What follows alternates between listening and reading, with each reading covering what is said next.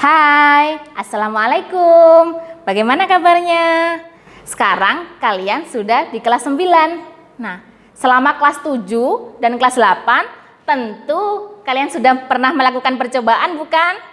Terus, bagaimana cara menuliskan laporan percobaan yang benar? Nah, setelah ini kita akan mempelajari bagaimana cara menuliskan teks laporan percobaan yang sesuai baik dari segi struktur dan segi kebahasaannya. Teks rekaman percobaan atau yang biasa juga disebut sebagai teks laporan hasil percobaan. Apa sih teks laporan hasil percobaan itu?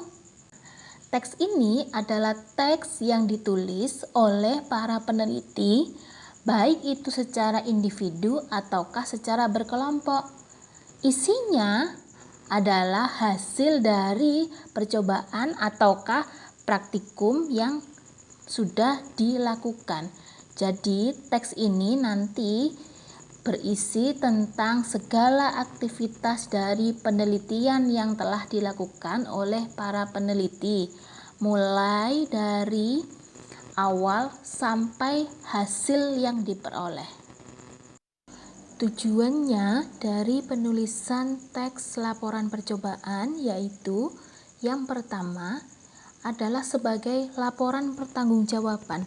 Maksudnya di sini adalah untuk memberitahukan atau menjelaskan laporan pertanggungjawaban dari sebuah tugas atau kegiatan pengamatan.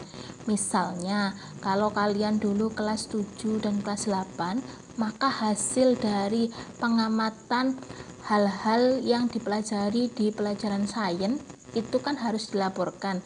Nah, itu adalah tujuan dari laporan hasil percobaan dari segi pertanggungjawaban. Yang kedua, tujuannya adalah sebagai dasar kebijakan, yaitu untuk pengambilan keputusan atau pemecahan masalah dalam pengamatan.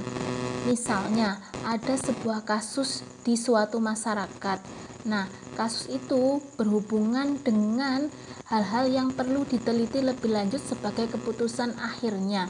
Maka, penelitian akan dilakukan terlebih dahulu untuk mengetahui dampak baik yang positif atau negatif dari kebijakan yang akan diterapkan. Tujuan yang ketiga sebagai dokumentasi.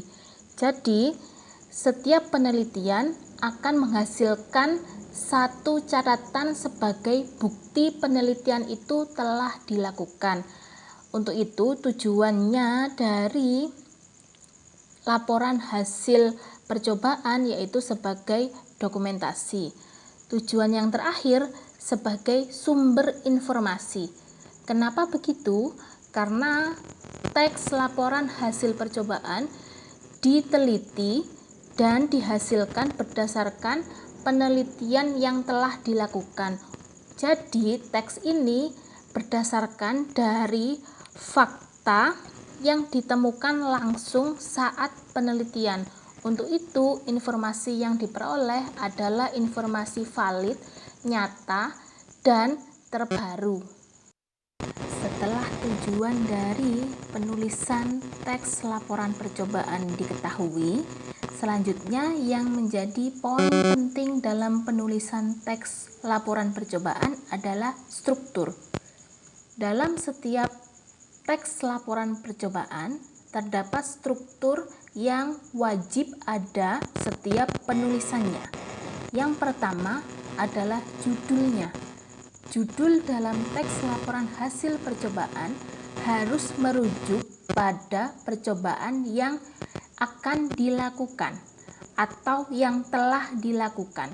Jadi, judulnya itu sudah menggambarkan isi dari percobaan yang dilakukan. Yang kedua, terdapat tujuan dari laporan percobaan tersebut dilakukan. Tujuan ini meliputi keseluruhan dari latar belakang mengapa percobaan atau penelitian itu dilakukan, rumusan masalah yang akan dipecahkan dalam penelitian tersebut dan tujuan dari mengapa penulisan itu dilakukan atau penelitian itu dilakukan. Selanjutnya adalah menyiapkan bahan dan alatnya. Nah, dalam struktur teks laporan percobaan, bahan dan alat ini masuk pada kategori metode penelitian yang dilakukan. Wajib dicantumkan dalam setiap laporan percobaan untuk mengetahui apa saja yang digunakan dan bahan apa saja yang terpakai dalam percobaan tersebut. Nah, selanjutnya adalah langkah-langkah dari percobaan yang dilakukan. Perlu diingat, kalau langkah-langkah ini harus dituliskan secara sistematis agar pembaca laporan paham akan penelitian yang telah dilakukan ataupun orang lain yang akan melakukan penelitian tersebut bisa mengikuti instruksi secara jelas. Jadi tidak ada bahasa yang ambigu. Semuanya dituliskan secara struktural sesuai dengan kaidah kebahasaan yang tepat. Terakhir adalah penyampaian hasil dan simpulan dari penelitian itu. Jadi hasilnya dituliskan apakah penelitian itu berhasil dilakukan ataukah perlu dilakukan penelitian lebih lanjut.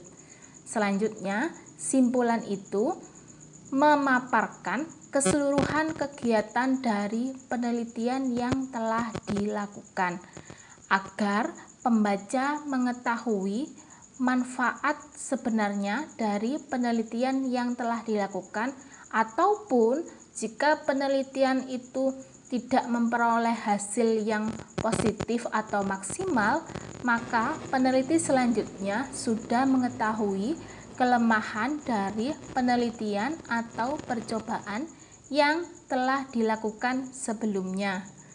Nah, sampai di sini apakah kalian sudah cukup paham dengan bagaimana cara menuliskan teks laporan percobaan yang tepat? Untuk memahami lebih lanjut, Ustadzah akan menampilkan contoh paling sederhana dari laporan percobaan yang telah dilakukan. Contoh teks laporan percobaan yang paling sederhana. Yang pertama dari struktur laporan teks percobaan adalah judul. Nah, di sini judulnya adalah membuat tinta tidak terlihat. Berarti isi dari percobaan itu nanti adalah bagaimana cara membuat tinta tidak terlihat pada kertas. Nah, judulnya langsung mewakili isi dari percobaan yang dilakukan. Nah, struktur yang kedua dari teks laporan percobaan adalah tujuannya. Nah, tujuannya di sini memecahkan masalah kenapa tinta tersebut tidak terlihat. Jadi, tujuannya di sini mengutip sedikit apakah yang menjadi alasan tinta itu bisa tidak terlihat. Nah, struktur selanjutnya adalah bahan dan alat. Di sini ditampilkan secara lengkap bahan apa saja yang digunakan dalam percobaan tersebut dan alat apa saja yang dipakai. Selanjutnya adalah langkah-langkah. Nah, langkah-langkah ini disampaikan atau dituliskan secara runtut dan sistematis sesuai dengan urutan yang benar-benar dilakukan saat percobaan berlangsung, agar nantinya ketika percobaan ini dilakukan oleh orang lain, tahapan-tahapannya itu bisa sesuai dan percobaannya juga akan sesuai dengan yang telah dilaporkan seperti ini.